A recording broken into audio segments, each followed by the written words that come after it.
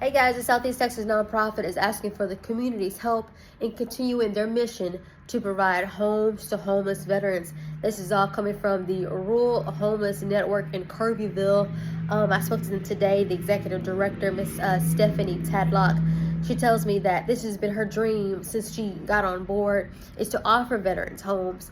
They have created the Veterans Village, which is a tiny home community. The idea and the plan is to have 20 tiny homes. So far, they've only been able to build 10 tiny homes because, frankly, they've hit a wall. Pun intended.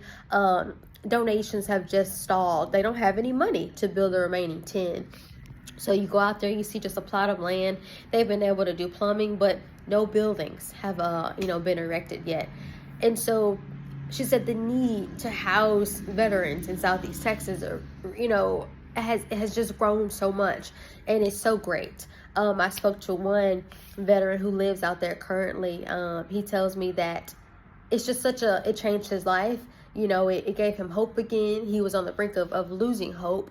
Something else that Stephanie told me that she is very passionate about in that tiny home community is creating a workshop for the veterans to have something to do.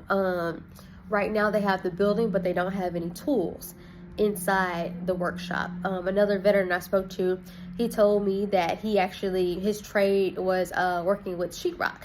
He says, that was what I did, you know what I mean? And I also love doing woodwork. So something like that would be just amazing for me. And I know other guys out here.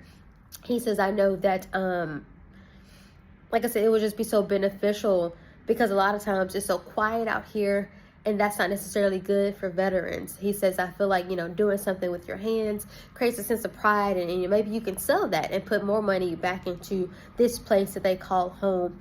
He said it could especially help with those dealing with post-traumatic stress disorder. It's just a huge thing. He was one of 5 veterans that were able to move into the tiny home community just in time for Christmas, to have a place to call home for the holidays.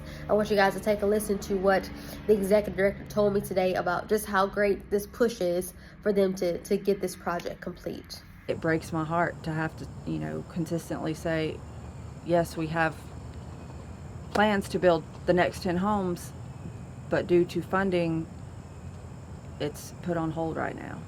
There you have it again, just a huge push, an outreach for the community to help the Rural Homeless Network to get to the finish line and complete this project so they can have as many people, a total of 20 homeless veterans, not, be homeless anymore.